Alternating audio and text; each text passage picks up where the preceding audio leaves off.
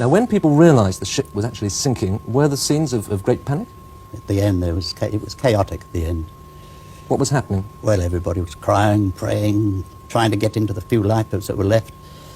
No, it was pretty sad at the end. Now, how did you get off yourself? Well, I dropped off the stern just before she sank. So you went right up to the stern Yes, here. it was quiet up there.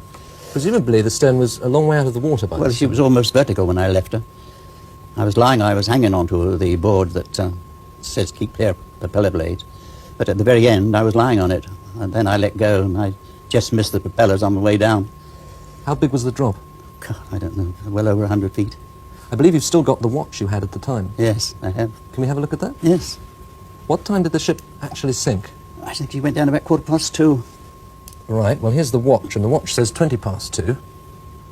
So the watch kept going after you hit the water, which presumably was freezing. Yeah, absolutely full of ice and bits of ice floes and little bergs all around us.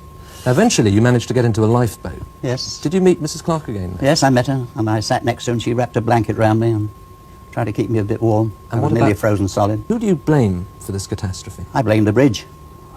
I think a lot of the blame was on Bruce Ismay, the chairman. He was the chairman of the shipping line. He was the chairman of the shipping line, and I'm very much afraid he influenced Captain Smith so much that we went straight for the ice. There was no question about it. We were absolutely thrown away. That ship was thrown away. Why, though? Why? For the sake of speed. We shouldn't have been anywhere near there because we had warnings that there was ice, and there was ice all over the place. We had it from ships and shore, and we went straight ahead as if there was nothing there in our way.